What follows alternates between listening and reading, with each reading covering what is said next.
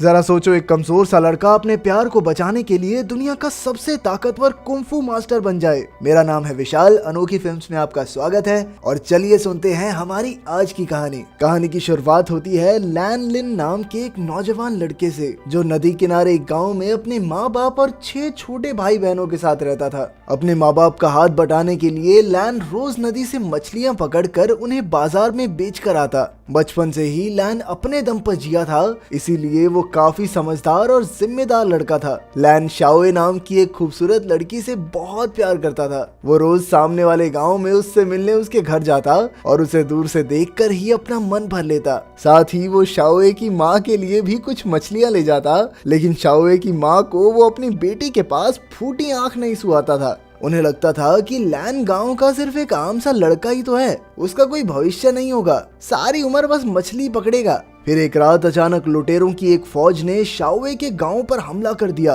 और वो चारों ओर तोड़ फोड़ करने लगे। उनका लीडर एक लाल बालों वाला बेरहम दरिंदा था, जिसने कई गांव वालों को मौत के घाट उतार दिया। उसके आदमियों ने गांव की लड़कियों को अगवा कर लिया और फिर गांव वालों का सामान तबाह करके उनके घरों में आग लगाकर सब कुछ राख कर दिया। जब शाओए ने ये सब होते हुए देखा तो वो अपनी माँ को ढूंढने के लिए दौड़ी, लेकिन उसकी आंखों के सामने ही एक लुटेरे ने उसकी माँ का कत्ल कर दिया। वो बेचारी रोने और चिल्लाने के अलावा और कुछ ना कर सकी। फिर उसने अपनी माँ के हत्यारे पर हमला किया, पर उस लुटेरे की ताकत शाओए से कहीं ज्यादा थी। उसने बड़ी आसानी से शाओए को धक्का देकर उसे जोर से जमीन पर पटक दिया। इसके बाद उसे लुटेरों के सरदार के सामने पेश किया गया और उसने शाओए को अपने मनोरंजन के लिए साथ ले जाने का फैसला किया। फिर अगली सुबह जब लैन घर से बाहर निकला तो उसने देखा कि शाओए के गांव की तरफ से आसमान में काफी धुआं उड़ रहा था। वो तुरंत समझ गया कि गांव पर जरूर लुटेरों ने हमला किया होगा, इसीलिए वो शाओए के गांव की तरफ उसे बचाने दौड़ा।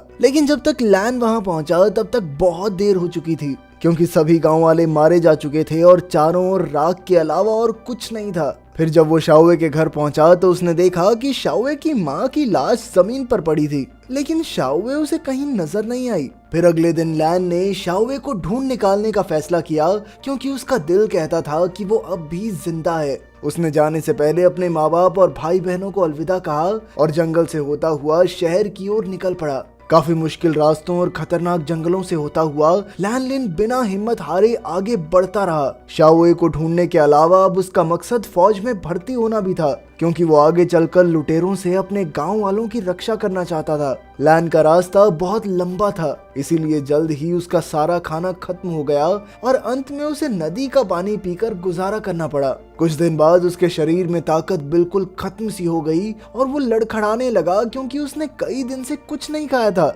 तभी अचानक उसे जंगल के बीचों बीच एक घर दिखाई दिया और उसने वहां जाकर कुछ खाने को मांगा, लेकिन घर के मालिक ने जवाब नहीं दिया।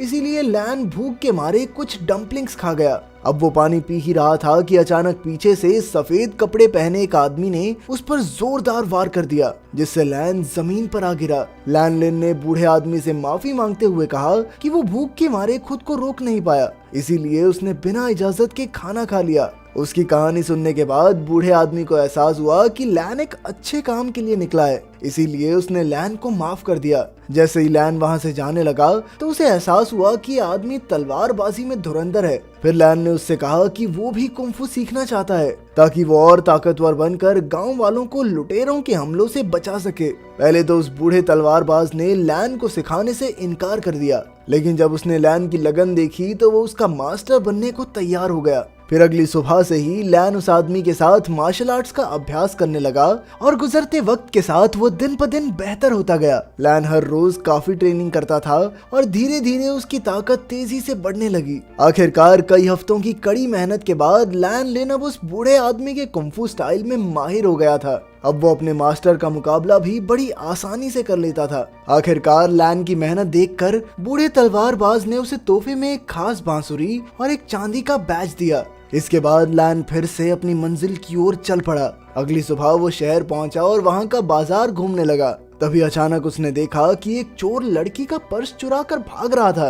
अब लैन भी उसके पीछे दौड़ा और अपनी फुर्ती से उसने बड़ी आसानी से चोर को दबोच कर लड़की का पर्स लौटा दिया। इसके बाद लैन फौजियों के सरकारी ऑफिस में पहुंचा क्योंकि वो भी फौज में भर्ती होना चाहता था, पर बदकिस्मती से इस साल की भर्ती खत्म हो चुकी थी, इसीलिए अब लैन को अगले साल तक इंतजार करना होगा। ये सुनकर लैन का दिल टूट गया और वो निराश होकर बाजार में लौट आया। तभी उसने देखा कि एक बोर्ड के पास काफी लोग भीड़ लगाकर खड़े थे। उसे पढ़कर लैन को पता चला कि शहर के मंत्री ने एक मुकाबला रखा था, जिसके मुताबिक जो भी हाईलॉन्ग नाम के एक समुद्री लुटेरे को पकड़कर उसके सामने लाएगा, उसे मंत्री सबके सामने भारी इनाम देगा। पर तभी एक नौजवान लड़का भीड़ को चीर कर आया और ये कागज उतार कर ले गया। लैन को थोड़ा शक हुआ, इसीलिए उसने इस लड़के से पूछा कि उसने एक कागज क्यों लिया। उस लड़के ने बताया कि उसका नाम चेन लॉन्ग है और समुद्री लुटेरे को तो वो ही पकड़ेगा। तब लैन ने कहा कि वो इस मिशन में उसकी मदद कर सकता है। दरअसल वो इन समुद्री लुटेरों के बारे में और जानना चाहता था।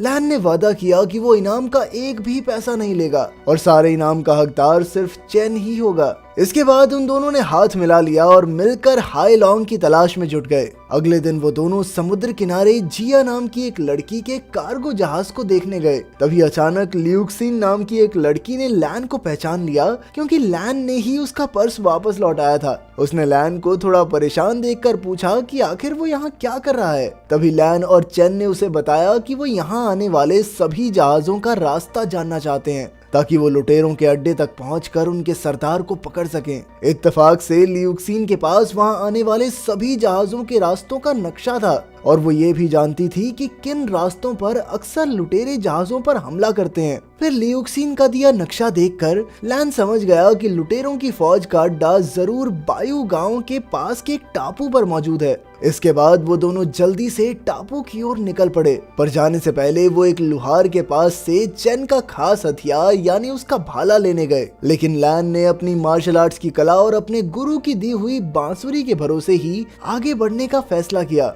फिर अगले दिन वो जंगल के रास्ते से बायू गांव की ओर बढ़ रहे थे, पर रास्ते में वो एक दुकान पर खाना खाने रुक गए। कुछ ही देर बाद उस दुकान की मालकिन ने अपने नौकरों को कुछ लजीज खाना बनाने का ऑर्डर दिया क्योंकि जल्द ही कोई खास उनके वहां आने वाला था। बाद में खुलासा होता है कि ये खास मेहमान कोई और नहीं बल्कि हाईलॉन्ग और उसकी लुटेरी फौज ही थी। उसे देखकर चेन तो डर गया और तुरंत उठकर बाहर चला गया, मगर लैन वहीं बैठा रहा और उसने हिम्मत करके हाईलॉन्ग से पूछा कि शाओई कहाँ है। उसकी इस गुस्ताखी से हाईलॉन्ग गुस्से से तिलमिला उठा और उसने तुरंत अपने आदमियों को लैन पर हमला करने के लिए कहा।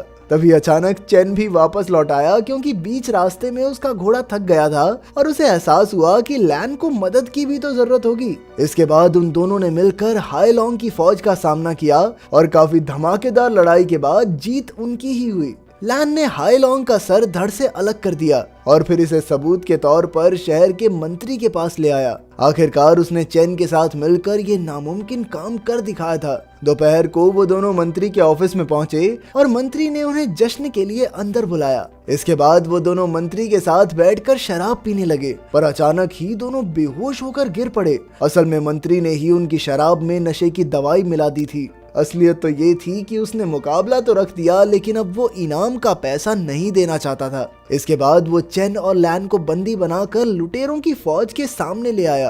तब ये खुलासा होता है कि मंत्री ने उनसे भी एक खुफिया डील कर रखी थी, जिसके मुताबिक उसने लुटेरों के सरदार के हत्यारों को पकड़कर उनके हवाले कर दिया। इस तरह मंत्री ने मुकाबला रखकर पूरे शहर से वाहवाही लूटी और लुटेरों का काम भी कर दिया। ये मंत्री सारे एक जैसे होते हैं क्या? इसके बाद लुटेरों के नए सरदार ने उन दोनों को एक खंबे से बांधकर उन पर कई अत्याचार किए। अचानक हम शाओवी को देखते हैं जो वहीं मौजूद थी। वो चुपके से ये सब देख रही थी, इसीलिए उसने उन दोनों की मदद करने का फैसला किया। उसकी मदद से वो दोनों छिपते छिपाते लुटेरों के चंगुल से भाग निकले। बाद में शाओवी ने लैन के घावों पर मरहम लगाई। उसे जिंदा देखकर लैन बेहद खुश था। उस रात चेन, लैन और शाओवी ने मिलकर आने वाले हमले से निपटने का प्लान बनाया। लैन को पूरा विश्वास था कि लुटेरे कल उनके गांव पर हमला जरूर करेंगे, इसीलिए उन्हें इस लड़ाई में गांव वालों का साथ चाहिए होगा। लेकिन जब लैन और चेन ने गांव वालों को लुटेरों का सामना करने को कहा तो सभी डर गए और लड़ने की बजाय भागने की सोचने लगे। खुशकिस्मती से गांव के जवान लड़के उनकी मदद करने को तैयार हो गए और फिर उन सब ने मिलकर गांव में जगह जगह कई जाल बिछा दिए। अगले दिन जैसे ही लुटेरों ने गांव पर हमला किया तो लैन की टीम ने अपने बिछाए हुए अलग अलग जालों की मदद से उन्हें कब्जे में कर लिया। फिर लैन, चेन और शाओवी ने मिलकर उन सब का सामना किया। लुटेरे उन तीनों पर भारी पड़ रहे थे, लेकिन ऐन वक्त पर गांव वाले भी अपने हथियार लेकर उनकी मदद करने आ पहुंचे। काफी जबरदस्त लड़ाई के बाद लैन और गांव वालों की जीत हुई और उन सब ने मिलकर लुटेरों को बढ़िया सबक सिखाया। अब वो समझ चुके थे कि अगर वो एकजुट होकर रहेंगे तो कोई उनका कुछ नहीं बिगाड़ पाएगा। अगर वीडियो पसंद आई तो लाइक कर देना, चैनल को सब्सक्राइब कर देना। मिलते हैं अगली वीडियो में।